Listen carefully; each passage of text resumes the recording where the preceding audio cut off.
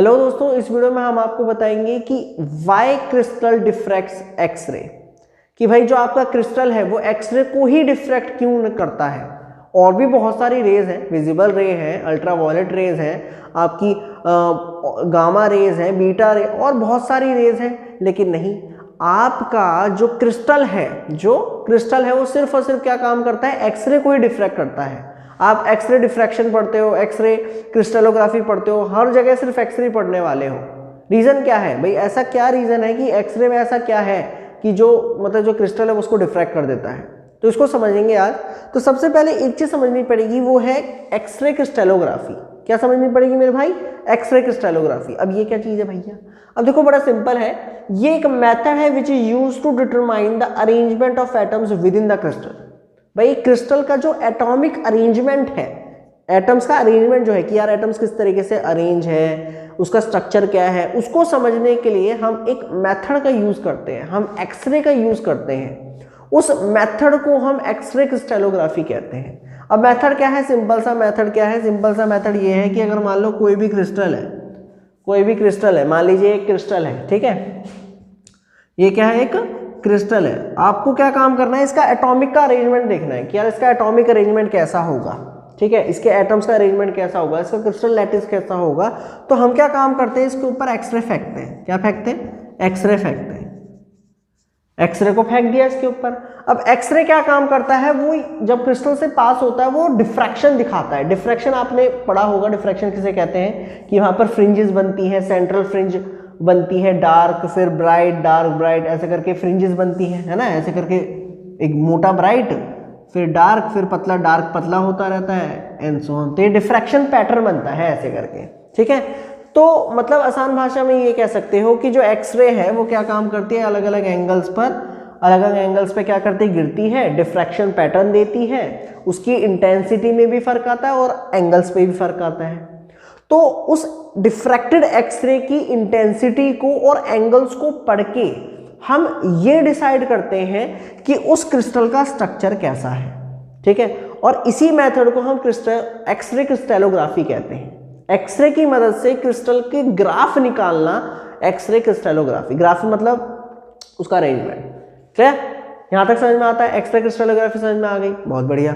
लेकिन again question तो अभी हमारा अटका हुआ है कि भैया वाई क्रिस्टल डिफ्रैक्ट एक्सरे, आपका जो क्रिस्टल है वो एक्सरे को ही क्यों डिफ्रैक्ट करता है, और भी तो बहुत सारे रेज हैं। तो इसका आंसर समझो क्या है कि जो एक्सरे है, देखो ये 1895 में रॉन्टेगन द्वारा ये डिस्कवर करी गई थी। 1895 को हिंदी में क्या कहते हैं, अच्छा हाँ, 1895 में एक्सरे डिस्कवर करी गई थी बाय रॉन्टेगन, ठीक है, इन्होंने डिस्कवर करा था एक्सरे को। अब जो एक्सरे जो है, इन्होंने कहा कि भाई जो एक्सरे है वो एक इज अ इलेक्ट्रोमैग्नेटिक वेव। वो क्या है, एक इलेक्ट्रोमैग्नेटिक वेव है जिसका जो ऑर्डर है, जिसका क्या है ऑर्डर, वो 10⁻⁻10 मीटर है ना। मतलब ये इलेक्ट्रोमैग्नेटिक वेव है और इसका जो ऑर्डर है वो 10⁻⁻10 मीटर है। अच्छा, यहाँ तक तो कहानी खत्म होती है। उसके बाद 1912 में एक साइंटिस्ट आए थे, जर्मन साइंटिस्ट लाउ। इन्होंने ये कहा, मतलब डिफ्रैक्शन की कहानी इन्होंने कही। इन्होंने ये कहा कि भाई डिफ्रैक्शन जब होगा, डिफ्रैक्शन देखो होता क्या है, आपको पता होगा डिफ्रैक्शन क्या होता है।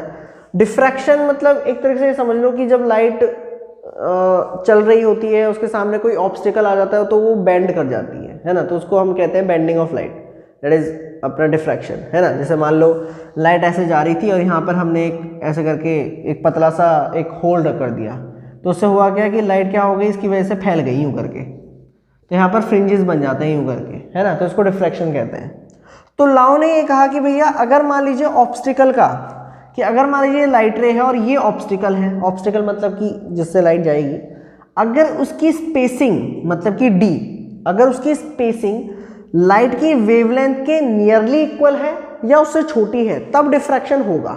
मतलब कि इफ अगर लैम्डा नियरली इक्वल है d के या लैम्डा ग्रेटर देन है d के, है ना, अगर या तो लैम्डा d के इक्वल हो जाए, मतलब कि ऑब्स्टिकल के जो स्पेस है वो इक्वल हो लाइट की वेवलेंथ के, या स्पेस इतना छोटा हो कि वेवलेंथ बड़ी पड़ जाए, तो अगर इनमें से कोई एक भी कंडीशन होती है तब डिफ्रैक्शन होगा। ये इन्होंने 1912 में गई थी कि भाई डिफ्रैक्शन होगा।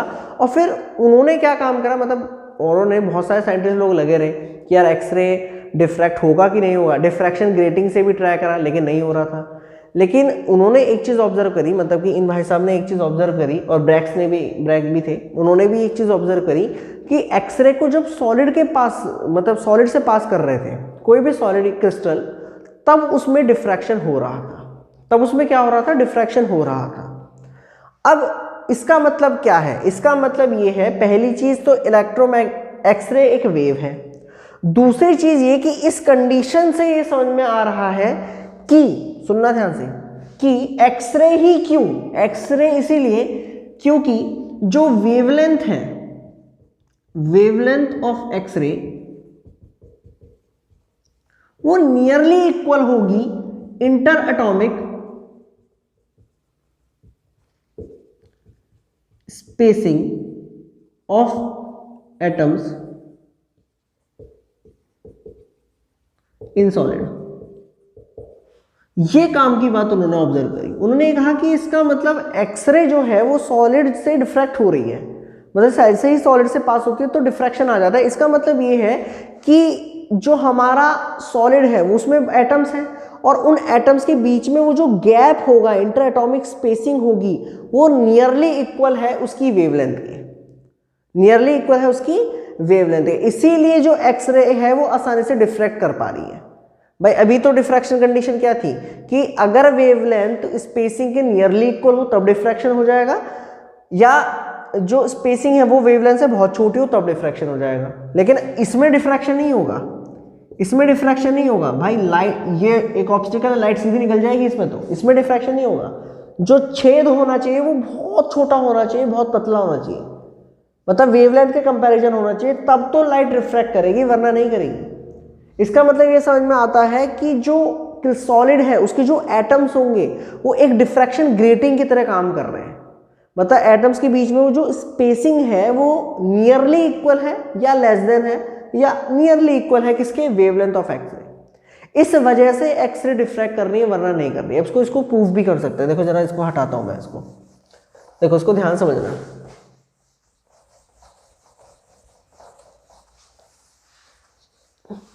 ध्यान समझे इसको।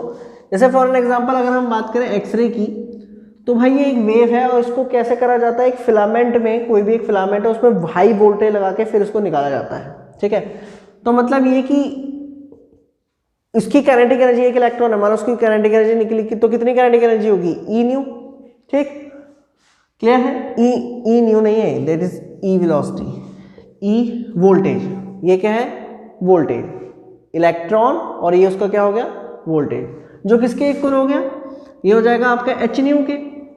भाई एक इलेक्ट्रॉन है, इलेक्ट्रॉन एक बीम है, इलेक्ट्रॉन की जो बीम है उसे एक्सरे कहते हैं। अब एक इलेक्ट्रॉन है तो उसके जब वो भागता है तो उसके अंदर काइनेटिक एनर्जी कितनी होती है, उसका चार्ज और उसके ऊपर लगने वाला पोटेंशियल, और बेसिकली वो क्वांटा की तरह काम करेगा, फोटोन की तरह काम करेगा, तो एच न्यू, ठीक। अच्छा, सो ई वोल्टेज एच न्यू के बेस में लिख सकता हूँ सी बाय लैम्डा, न्यू के बेस में क्या लिख सकता हूँ, सी बाय लैम्डा।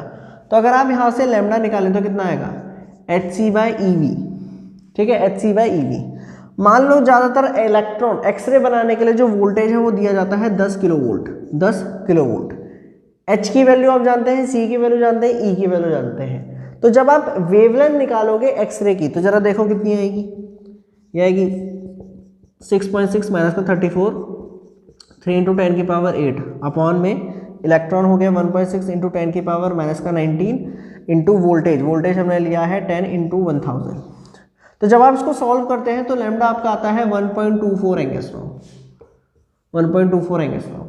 ये वेवलेंथ किसकी है, ये है वेवलेंथ हमारी एक्सरे की, ये है wavelength of x ray, wavelength of x ray, x ray, clear. तो ये एक्सरे की वेवलेंथ आई है ऑर्डिनरी, नॉर्मल। और अगर हम बात करें क्रिस्टल्स की, जो क्रिस्टल्स होते हैं चाहे वो कोई भी क्रिस्टल हो, NaCl हो, मैं एक NaCl का एग्जांपल लेता हूँ, तो उसकी जो स्पेसिंग होती है वो नियरली इक्वल होती है, मतलब इसकी जो स्पेसिंग है एटॉमिक की, इंटर एटॉमिक एटम के बीच की जो स्पेसिंग होती है वो होती है 1.8 से लेकर 2 एंगस्ट्रॉम। इससे समझ में क्या आ रहा है, इससे समझ में ये आ रहा है कि ध्यान से देखिए नियरली इक्वल है, इसका मतलब ये है एक्सरे इसलिए डिफ्रैक्ट होती है थ्रू क्रिस्टल क्योंकि सॉलिड्स की या क्रिस्टल्स की इंटरएटॉमिक स्पेसिंग और एक्सरे की वेवलेंथ नियरली इक्वल है, जिसकी वजह से डिफ्रैक्शन हो पा रहा है। ठीक है, अब आप पूछोगे कि यार विजिबल रे है, यूवी रे है, भाई और भी तो रे हैं। भाई आपकी विजिबल हो गई और आपकी यूवी हो गई, ये भी तो रेज है, ये डिफ्रैक्शन क्यों नहीं दिखाती? ये डिफ्रैक्शन इसलिए नहीं दिखाती क्योंकि इनकी वेवलेंथ इतनी ज़्यादा है उस स्पेसिंग से कि किसकी कोई हद नहीं है। मतलब कि अगर आप इनको क्रिस्टल के ऊपर फेंकोगे ना मेरे भाई, तो ये रिफ्लेक्शन दिखाएंगे, रिफ्रैक्शन दिखाएंगे, बट डिफ्रैक्शन नहीं दिखाएंगे। ये रिफ्लेक्शन दिखा देंगे, रिफ्रैक्शन दिखा देंगे, जिससे हम क्रिस्टल के एटॉमिक अरेंजमेंट को नहीं समझ पाएंगे। भाई एटॉमिक अरेंजमेंट को समझने के लिए तो एटम से अंदर जाना पड़ेगा, डिफ्रैक्शन देखना पड़ेगा। इससे क्या समझ में आएगा? इससे हम एटॉमिक अरेंजमेंट नहीं देख पाएंगे। तो अगर आप विजिबल और यूवी रेज यूज करते हो तो उनकी वेवलेंथ बहुत हाई है as compare to inter atomic spacing of atoms in a crystal. तो होगा क्या कि ये रेज जाएंगी और कट कट करके टकरा के वापस आ जाएंगी, रिफ्लेक्शन हो जाएगा, रिफ्रैक्शन हो जाएगा, बट डिफ्रैक्शन नहीं होगा। वही अगर हम बात करें आपकी गामा रे, अब इसकी वेवलेंथ बहुत कम है, इसकी वेवलेंथ तो बहुत ज़्यादा कम है। अगर आप इसकी वेवलेंथ की बात करें गामा रे की, तो इसकी तो बहुत कम है इंटर एटॉमिक स्पेसिंग के हिसाब से। इंटर एटॉमिक स्पेसिंग जो सॉलिड्स के बीच में जो एटॉमिक की स्पेसिंग जो है उसके कंपैरिजन से जो वेवलेंथ है वो बहुत कम है यार। गामा रे की जो वेवलेंथ है वो बहुत कम है। मतलब क्या है? मतलब ये है कि गामा रे डिफ्रैक्शन तो करेगा, मैं ये नहीं कह रहा गामा रे डिफ्रैक्शन नहीं करेगा, डिफ्रैक्शन करेगा, लेकिन इतने छोटे छोटे एंगल्स पर करेगा कि हम उसको मेजर नहीं कर पाएंगे। हम उसको क्या नहीं कर पाएंगे? मेजर नहीं कर पाएंगे। यार ऐसे समझ लो कि एक जाल है ना, एक जाल है, ऐसे करके जाल नहीं होते, ऐसे करके मान लो एक जाल है ऐसे करके, और आप छोटे छोटे ऐसे करके बॉल फेंक के मार रहे हो तो वो तो सीधी निकल जाएंगी यार। और अगर डिफ्रैक्शन हल्की सी टकरा के गिरेंगी भी तो बहुत ही माइनर एंगल्स पे गिरेंगी, आपको दिखेगा ही नहीं, आप उसे मेजर ही नहीं कर पाओगे। बट हाँ, अगर अच्छी खासी गेंद है, एक बड़ी गेंद है, तो जब वो उससे फेंकोगे तो हाँ वहाँ पर टकरा के वो गिर सकती है, वहाँ पर डिफ्रैक्शन हो सकता है। यहाँ तक समझ में आया? तो अब आपके मतलब आपको समझ में आ गया हो, इस क्वेश्चन का आंसर समझ में आ गया हो कि यार एक्सरे ही क्यों डिफ्रैक्ट करती हैं, हम काहे एक्सरे ही पढ़ते हैं क्रिस्टल। जब भी हम क्रिस्टल को जोड़ते हैं तो एक्सरे खुद ब खुद जुड़ जाता है। क्यों? क्योंकि एक्सरे की वेवलेंथ क्रिस्टल के इंटर एटॉमिक स्पेसिंग के बीच में जो मतलब एटम्स के बीच में जो स्पेस होता है वो नियरली इक्वल होती है। ये इससे होता क्या? ऐसे होता ये है कि जो एटम्स होते हैं वो डिफ्रैक्शन ग्रेटिंग की तरह काम करते हैं, और एक्सरे जब क्रिस्टल से पास होती है तो वो डिफ्रैक्शन को शो करती है। ठीक है, जिसको हम क्या करके पढ़कर इजीली ये फाइंड आउट कर सकते हैं कि उस क्रिस्टल का एटॉमिक अरेंजमेंट क्या होगा। वहीं अगर हम बात करें भाई साहब अपने विजिबल और यूवी रेज की, इनकी वेवलेंथ बहुत हाई है as compare to inter atomic spacing. तो होगा क्या कि ये रिफ्लेक्शन और रिफ्रैक्शन दिखाते हैं बट डिफ्रैक्शन नहीं दिखाते। और अगर हम बात करें गामा रेज की, तो यार इनकी वेवलेंथ बहुत कम है, ये डिफ्रैक्शन दिखाते तो हैं बट बहुत ही छोटे एंगल्स पर दिखाते हैं, हम उनको मेजर नहीं कर पाते। क्लियर है? सो आई होप आपको समझ में आ गया हो, इस क्वेश्चन का आंसर मिल गया हो।